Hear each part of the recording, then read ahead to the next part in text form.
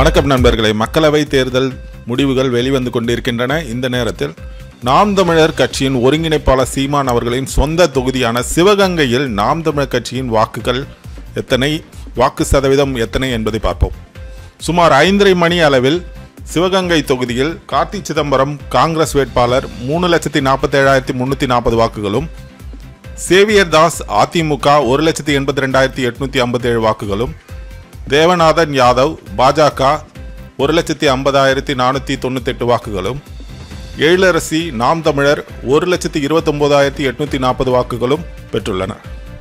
சீமான் அவர்களின் சொந்த தொகுதியில் நாம் தமிழரின் வாக்கு சதவீதம் 15.35%, கிட்டத்தட்ட 16% வாக்குகளை பெற்றுள்ளனர்.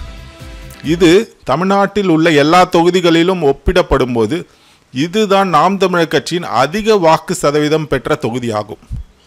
இந்த தொகுதியில் தான் நாம் தமிழர் 15 வாக்கு சதவீதத்தை தாண்டியுள்ளது.